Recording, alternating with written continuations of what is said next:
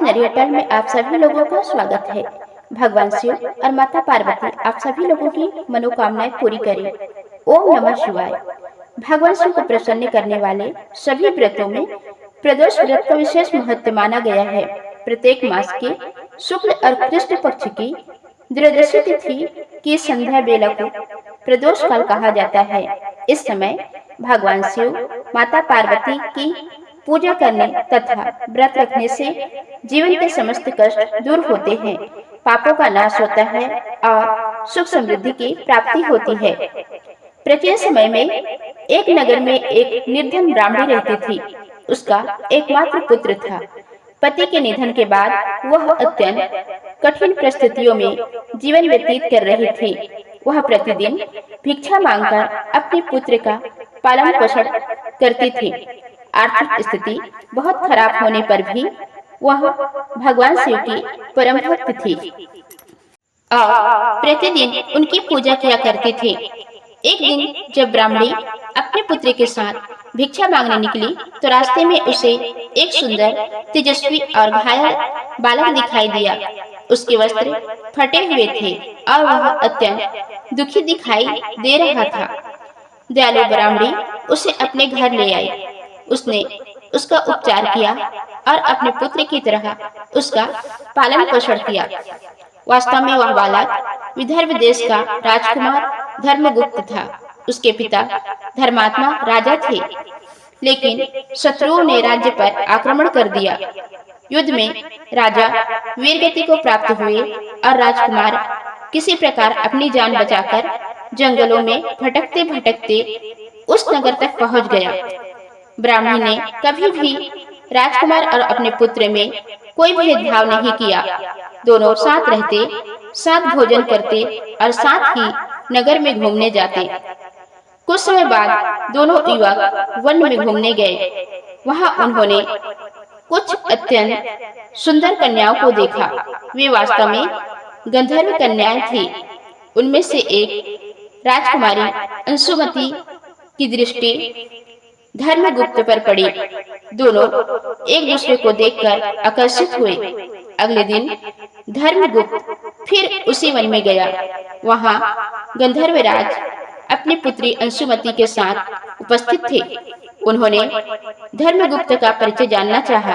तभी गंधर्वराज ने बताया कि उन्हें भगवान शिव की प्रेरणा से ज्ञात हुआ है कि यह युवक उनकी पुत्री का योग्य वर है। भगवान शिव की आज्ञा मानकर गंधर्वराज ने अपनी पुत्री अंशुमति का विवाह धर्मगुप्त के साथ बड़े धूमधाम से संपन्न कर दिया। विवाह के बाद गंधर्वराज ने अपनी सेना भी धर्मगुप्त को सौंप दी ताकि वह अपना खोया हुआ राज्य पुनः प्राप्त कर सके। धर्मगुप्त ने अपनी पत्नी और सेना के साथ अपने राज्य पर आक्रमण किया। इस बार उसने अपने शत्रुओं को पराजित कर दिया और अपना राज्य वापस प्राप्त कर लिया। वह पुनः राजा बना और न्यायपूर्वक प्रजा का पालन करने लगा। राजा बनने के बाद धर्मगुप्त अपनी पालनकर्ता ब्राह्मणी और उसके पुत्र को अपने महल में ले आया। उसने उन्हें माता और भाई के समान सम्मान दिया तथा जीवन भर उनकी सेवा की।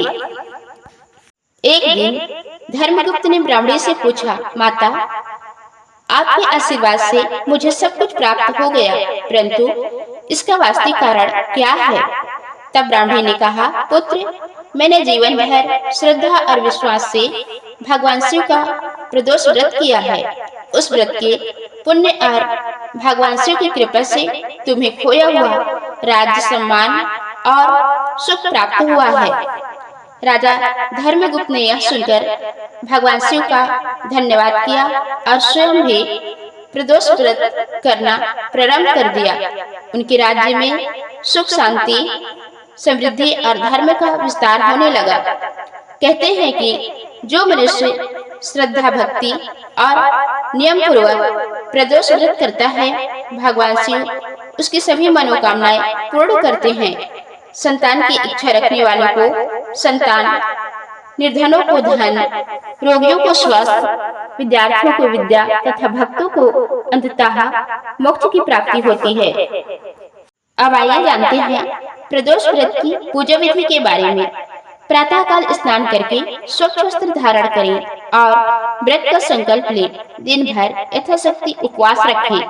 संध्या के समय पुनः स्नान करके भगवान शिव, माता पार्वती, श्री गणेश और नंदी महाराज की पूजा करें।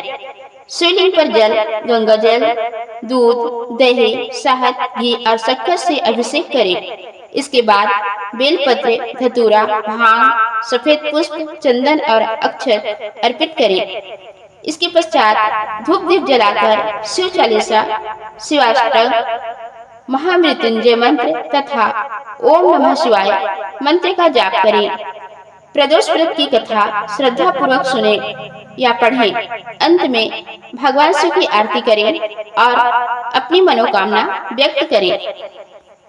शास्त्रों में कहा गया है कि प्रदोष काल में स्वयं भगवान शिव कैलाश पर देवताओं के साथ तांडव करते हैं और अपने भक्तों पर विशेष कृपा बरसाते हैं। इसलिए इस समय की गई पूजा का फल कई गुना अधिक प्राप्त होता है। जो व्यक्ति श्रद्धा और विश्वास से प्रदोष व्रत करता है, उसके सभी पाप नष्ट होते हैं, गृह दोष शांत होता है, परिवार में सुख शांति आती है और जीवन में सफलता प्राप्त होती है।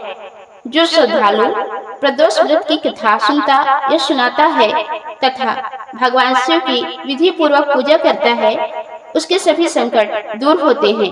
भगवान शिव और माता पार्वती की कृपा से धन धान्य, आरोग्य, यश, संतान, वैवाहिक सुख, समृद्धि और अंत में शिवलोक की प्राप्ति होती है। ओम नमः शिवाय। तो दोस्तों, ये थी आज की वीडियो। उम्मीद है आपको जानकारी अच्छी लगी होगी। धन्यवाद।